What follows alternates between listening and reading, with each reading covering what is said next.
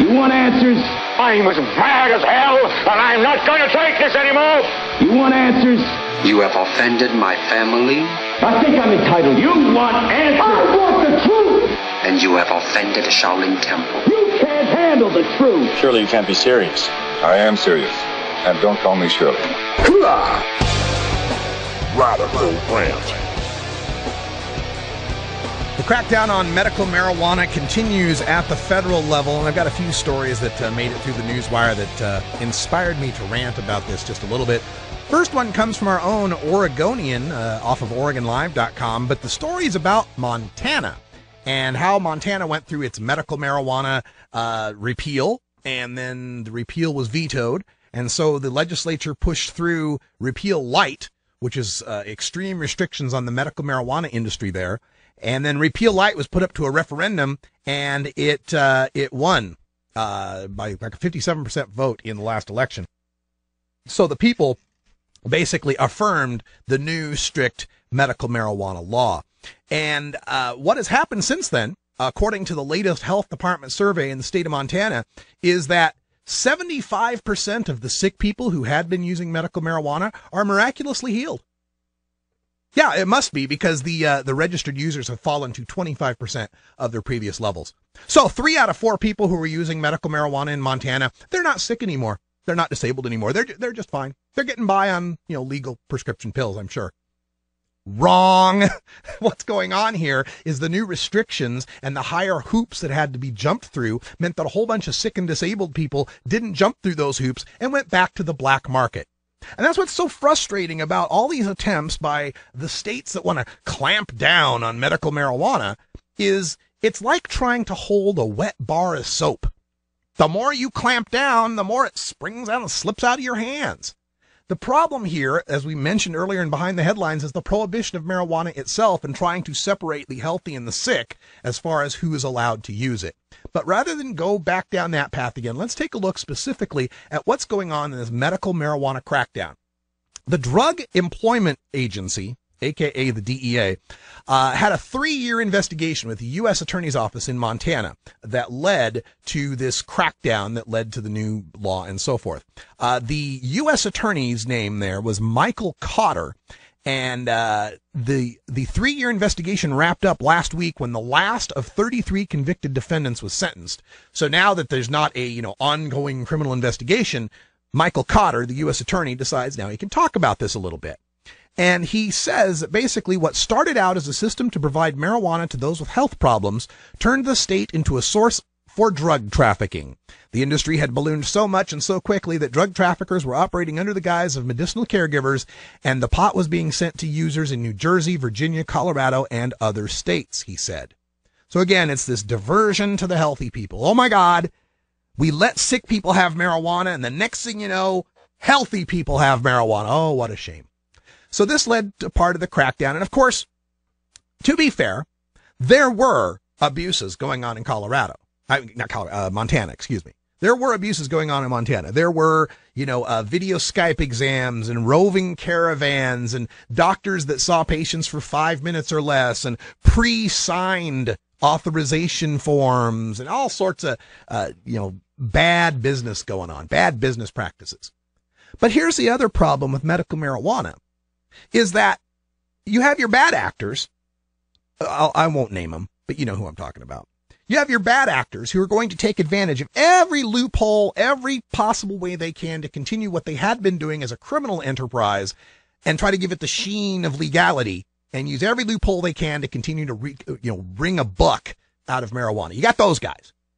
And on the other side, you got the good actors. You got the people who read through the medical marijuana laws line by line and figure out exactly what is legal and make sure that they are not, crowding the line of legality, but staying a few paces back. Like that Tempe dispensary, they could open up for people that are 18, but they're only opening up for people that are 21. They want to stay a little bit back from the law. And what happens? The cops and the feds go after the good actors. What happens is they find the places like Berkeley Patients Group and Harborside and the ones that are doing things right, and they fight to try to shut them down. This most recent investigation, they had 3 different investigations that the DEA was conducting for 3 years in Montana. They were called Operation Smokejumper,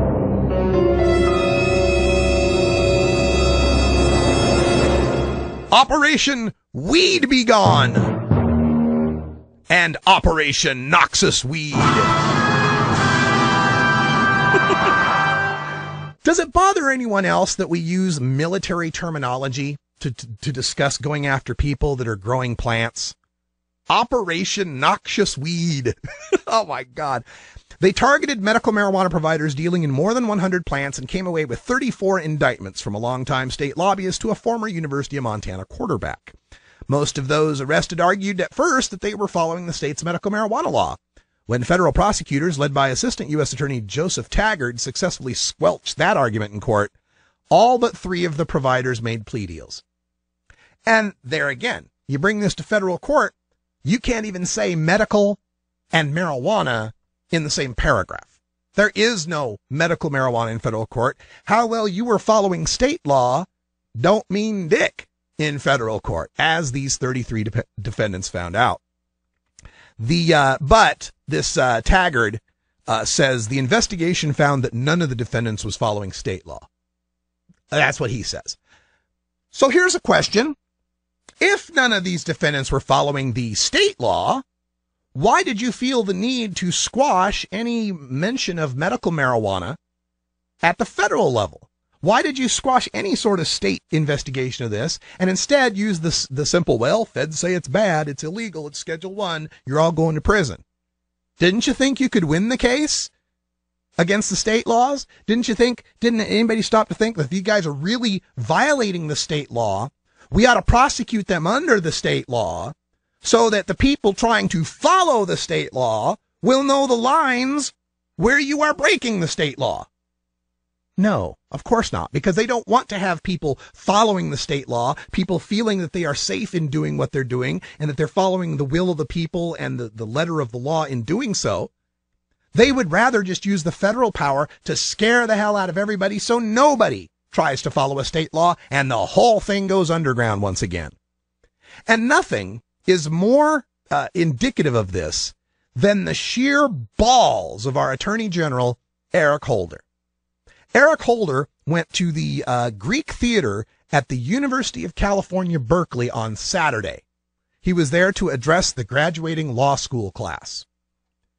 Note to Eric Holder, you might not be the most popular person in Berkeley, California, considering warrantless wiretapping, Fast and Furious. What's the new scandal? The Department of Justice having extreme surveillance and tapping of the Associated Press. Yeah. So Berkeley, home of the free speech movement and, basically the birthplace of the 1960s drug culture, might not be the place to go.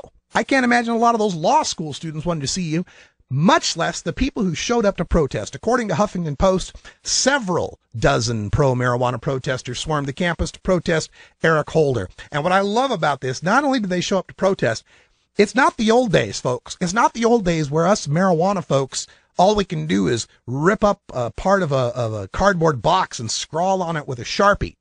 They had an airplane circling the Greek Theater for more than 2 hours with a big, huge banner that read, Holder, End RX Cannabis War, #Peace for Patients. 2 hours flying around Berkeley, California, letting the entire city know Eric Holder was in town, an entire city that stands behind medical marijuana, probably even higher than the 85% level that we found in the national Fox News poll. I wouldn't be surprised if in Berkeley, California, support for medical marijuana was crowding 97%. That don't smoke a cigarette, though.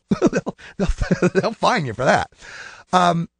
Now, Dale Geringer was quoted in the piece. He's, of course, the director of California NORML. He said, quote, "There's no doubt we got the AG's attention. He can't come to Berkeley and not be reminded of his department's bad faith with respect to medical marijuana," end quote.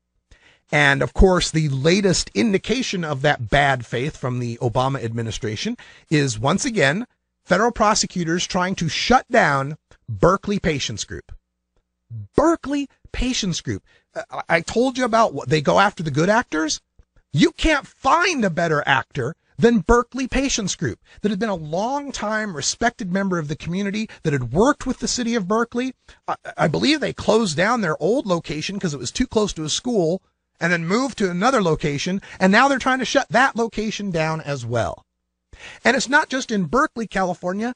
Now it's happening in San Francisco, the birthplace of Prop 215. The place where Dennis Perone was putting together the Cannabis Buyers Club and helping the HIV/AIDS patients as the epidemic was ravaging the community.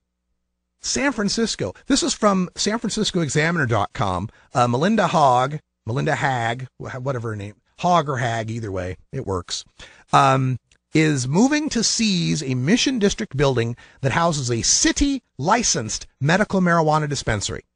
The first time such an action has been taken in San Francisco. It boggles my mind that you can have a major American city that is in the largest American state, population-wise, where the people of that state voted for medical marijuana, and where the people of San Francisco overwhelmingly support medical marijuana, and where the city itself has licensed this establishment, giving its imprimatur to the support of medical marijuana on a municipal level, but somebody 3,000 miles away don't like it. Somebody 3,000 miles away has got a problem with it and has to come make sure it gets shut down, to protect the people of San Francisco, because they don't know what's good enough for their own neighborhoods and their own cities. They need the guiding hand of the federal government to make sure they don't make these silly mistakes. Now, Melinda Haag has not only moved against the Mission District building in San Francisco, she's moved to seize buildings in Oakland, Berkeley, and Marin County because they housed cannabis dispensaries. But this is the Justice Department's first forfeiture action against a San Francisco landlord. And remember, they're going after the landlords here. They're going after people who own a building as an investment property or whatever, who maybe don't even smoke marijuana themselves, and threatening them because they know they can't threaten the people running the medical marijuana. They're in it to win it. They're in it for the compassion. They're not going to be stopped. In fact, arresting them would boost their profile. No, they go after the landlords. They go after the rich, middle-aged and older people that have these investment buildings, and they threaten them with seizure and forfeiture. Now, part of the reason why the federal Justice Department has to go seize a building is because the dispensary there has a long-term lease and it's not violating state or local law. They can't evict them through the state courts, which is where you evict people. That's where evictions happen. Eviction's not a federal thing. Unless, of course, you're a medical marijuana dispensary, then we'll just seize it. We'll just take it. Amazing, isn't it? It's just unbelievable. Now, these 8 dispensaries, there were 8 dispensaries recently shut down in the Tenderloin District, the South of Market District, and the Mission District, allegedly because they were within 1,000 feet of parks or playgrounds, according to the Justice Department. The problem with this is the fact that the one in the Tenderloin, I actually looked this up one time, the one in the Tenderloin District, while it might have been within 1,000 feet of a school, was closer to a liquor store, a strip club, an adult bookstore, and a pharmacy. But don't worry, those aren't harmful to the kids. Just the marijuana that's in the locked building where you have to have ID to go in and get it, and a special recommendation from a doctor. That's the danger to the kids. I don't have enough sarcasm to talk about this. It's just, my sarcasm well is dry. How much more ridiculous can this situation get? It's time to just legalize it for everyone. Stop trying to divide people sick and healthy. Free the weed. Let's stop all of this worry and all of this. It's so frustrating.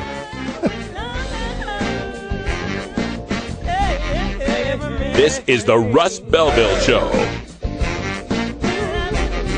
The Russ Belville Show is blogging and podcasting daily at radicalruss.com.